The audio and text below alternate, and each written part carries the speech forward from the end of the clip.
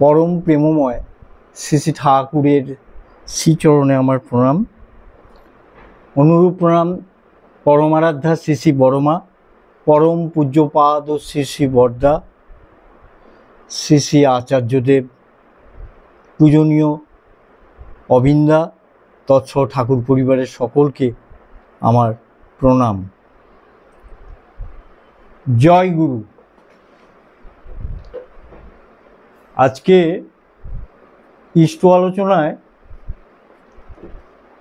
আমি যে বিষয়বস্তু সম্পর্কে আপনাদের কাছে নিবেদন করব সেটি হলো, একজন বৌদ্ধ ধর্মাবলম্বী হয়েও আমি বুদ্ধিস্ট ফ্যামিলিতে বিলংস করে শ্রী শ্রী ঠাকুরের জগতের সৎসঙ্গে যে আশ্রয় পেয়েছি তার ছোট্ট ইতিবৃত্তান্ত আপনাদের কাছে নিবেদন করব। বলা বাহুল্য, 1971 সাল থেকে 75 সাল পর্যন্ত আমি তপবনের দেওঘরের তপবন বিদ্যালয়ের ছাত্র ছিলাম। তাই ছাত্রাবস্থাতেই আমার দীক্ষা হয়নি। আমি বিভিন্ন অনুষ্ঠান, ঠাকুরবাড়ির পরিবারের বিভিন্ন শুভ কাজ, শুভ বিবাহ ইত্যাদি ইত্যাদি বিভিন্ন কিছুতে আমার অংশগ্রহণ ছিল। বিভিন্ন সৎসঙ্গেও আমি চলে যেতাম, তখনও আমার দীক্ষা হয়নি। এবং আমাদের তপবনের আজকে যেমন পশ্চিমবঙ্গের কথাই বলি, বিদ্যালয়ের প্রারম্ভে জাতীয় সঙ্গীত ইত্যাদি দিয়ে শুরু হয়। আমাদের তপবন বিদ্যালয়ে প্রাতকালীন বিনতি প্রার্থনার মধ্য দিয়ে বিদ্যালয়ের কার্যপ্রণালী শুরু হতো। তা একবার আমি দীক্ষা প্রসঙ্গে বলে রাখি, আমাকে কেউ কোনোদিনও চাপ সৃষ্টি করেননি। হালকা যাজন করেছেন কোনো গুরুভাই। তা একবার আমি দেওঘরে গেছি ঠাকুরের একটি উৎসবে। তখন দেখলাম যে এখন যেটা রসসোনা মন্দির, তখন ওখানে ছিল কাঠের কারখানা। ওখানে শ্রদ্ধেয় প্রয়াত ভগীরথ সরকারদা ওই কাঠের কারখানাটি দেখতেন। তারই এক ভাইপো কনক সরকার আমার ক্লাসমেট ছিল তপবনে। তো যাই হোক, আমি হঠাৎ দেখছি যেটা এখন নাথ মন্দিরের সঙ্গে অ্যাটাচ হয়েছে, জ্যোতি আশ্রমের ঠিক আগে, ওখানেই শ্রদ্ধেয় শ্রী ননীগোপাল চক্রবর্তী, প্রাক্তন সম্পাদক, তিনি জনা 3-4 লোককে নিয়ে ইষ্ট আলোচনা করছেন। আমি একটু পাশে বসে গেলাম এবং এই দীক্ষা গ্রহণের আমার অনিচ্ছা একটাই কারণ, যে আমি কেন পয়সা দিয়ে ঠাকুরের, যেটা আমরা এখন অর্ঘ্য বলি, পুজো করব। পয়সা বা অর্ঘ্য ছাড়া কি ঠাকুর আমার পুজো নেবেন না? এ প্রশ্নটা আমার মনের মধ্যে অনেক দিন থেকেই ছিল।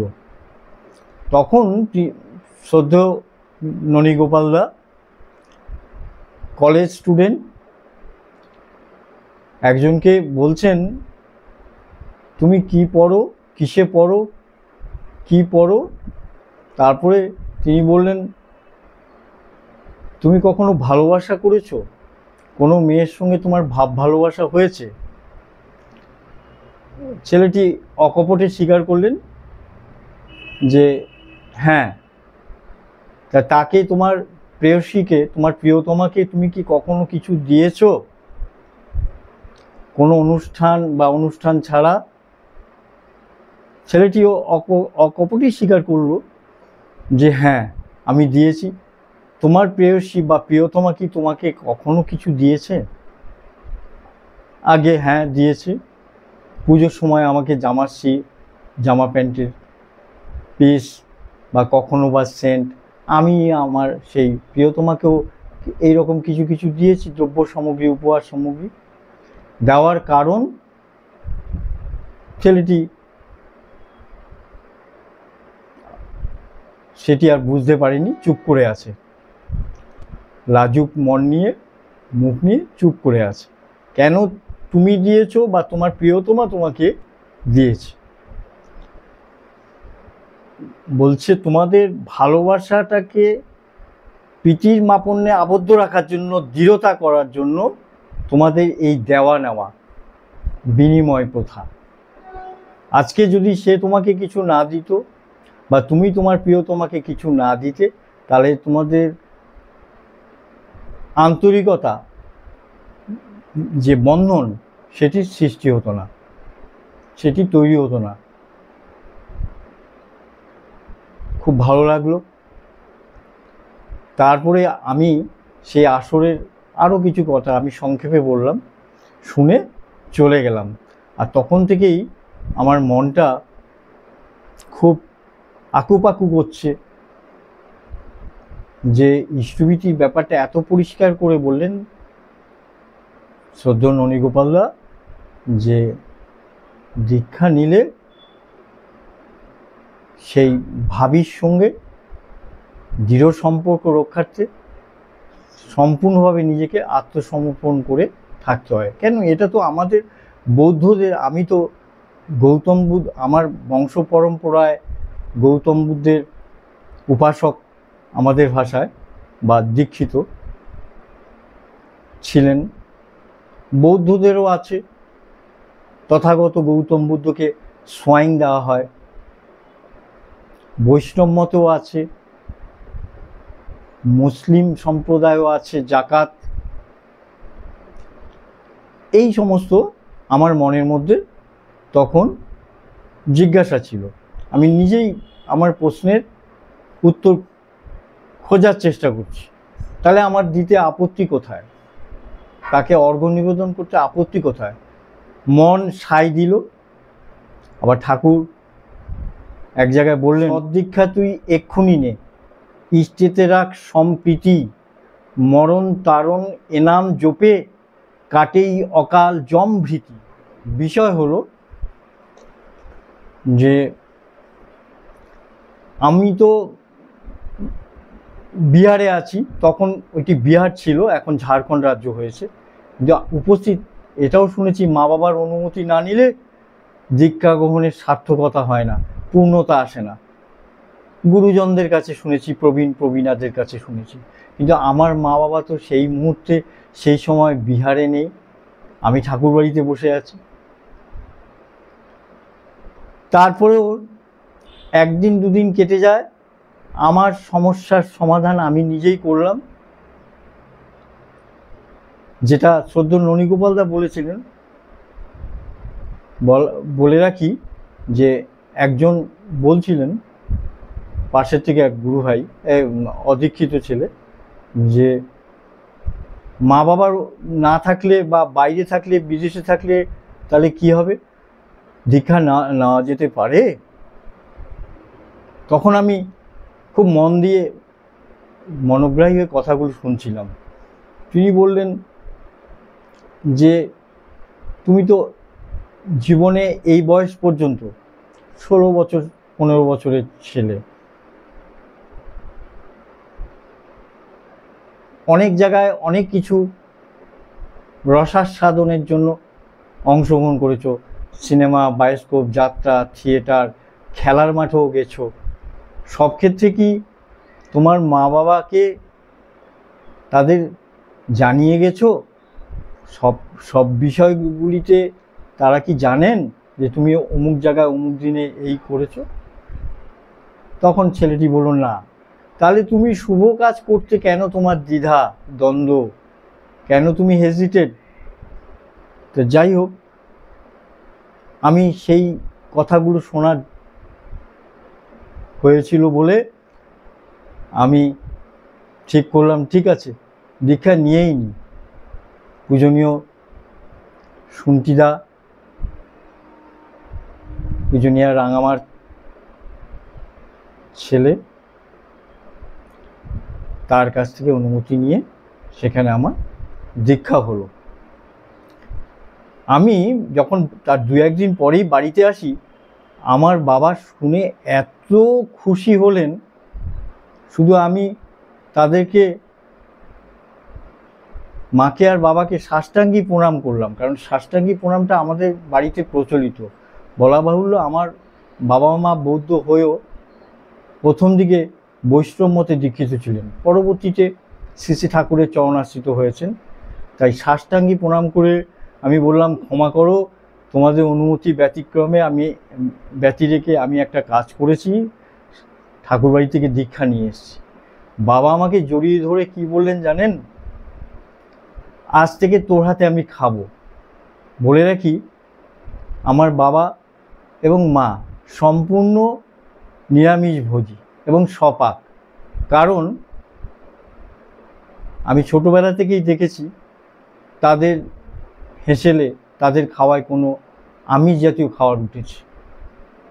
যাই হোক, এইভাবে আমার দীক্ষা গ্রহণের কথা বললাম, আর বাবা এটাই বললেন যে আজ থেকে তোর হাতে আমি খাবো। বাবা আবার আমার বিভিন্ন আত্মীয় স্বজন, আত্মীয়াদের হাতে খেতেন না, যে কোনো বাড়িতে পাত পেরে খেতেন না। নেমন্তন্ন করলে বাবাকে ভুজি দিয়ে যেত, আমি দেখতাম ওই বিভিন্ন কিছু সাজিয়ে, চাল, ফলমূল, আনাজ। তাই তারপরে এই দীক্ষা গ্রহণের পরে এবার একটু বেদনাদায়ক একটা কথা বলি। তপবনের পাঠ শেষে আমি শ্রী শ্রী বর্দা ঠাকুর বাংলায় বসে আছেন, আমি তার কাছে নিবেদন করব। তখন আমরা শ্রী শ্রী বর্দা বলতাম, পরবর্তীতে আমরা শ্রী শ্রী পিতৃদেব বলে ডেকেছি। বললাম, আগে বর্দা, আমার মা অসুস্থ, আমাকে বাড়ি যাওয়ার জন্য নির্দেশ করেছে, তাই আমি আর সৎসঙ্গে থাকতে পারছি না, আপনার আশীর্বাদ প্রার্থনা করছি। তিনি আমার দিকে অনেকক্ষণ তাকিয়ে থেকে বললেন, যা ভালো করে পড়িস, মন দিয়ে লেখাপড়া করিস। আমার অশ্রুসিক্ত নয়নে, কেননা আমি অভ্যস্ত হয়ে গেছিলাম সেখানকার জলবায়ু, আবহাওয়া, এই পরিবেশ, সৎসঙ্গীদের একটা যে মানে অনন্য সাধারণ চলাফেরা, সেই পরিবেশ তো আমি আর পাবো না। তাই শ্রী শ্রী বর্দার আশীর্বাদে আমার পরবর্তীতে কলেজ জীবন পাঠ শেষে আমার 3-4টে চাকরিও আমি করেছি। প্রথম দিকে কলেজের টেকনিক্যাল স্টাফ, গভর্নমেন্ট চাকরি কেমিস্ট্রি ডিপার্টমেন্টে, পরবর্তীতে শিক্ষকতা পেলাম, তাও 21 বছর করে। আমি 2 বছর আগেই অবসর নিয়েছি। তাই শ্রী শ্রী বর্দার মুখ আমার মনে পড়ে যে ভালো করে পড়িস, আর যেভাবে আশীর্বাদ করেছেন, আমি কখনো বেকার ছিলাম না তার দয়ায়। তা আজকে আমার এই দীক্ষা এবং শ্রী শ্রী বর্দার আশীর্বাদ, নিজের কথাই বললাম, বলার মধ্যে অনেক ত্রুটি বিচ্যুতি ঘটেছে, নতুন আমি বলছি, সৎসঙ্গে কিছু সুযোগ পেলে বলি আলোচনায়। তো যাই হোক, আপনারা আমাকে মার্জনা করবেন। আমি আপনাদের সকলকে আমার আন্তরিক প্রণাম যথাযোগ্য স্থানে জয়গুরু জানিয়ে আজকের এই আলোচনা শেষ করছি। জয় গুরু।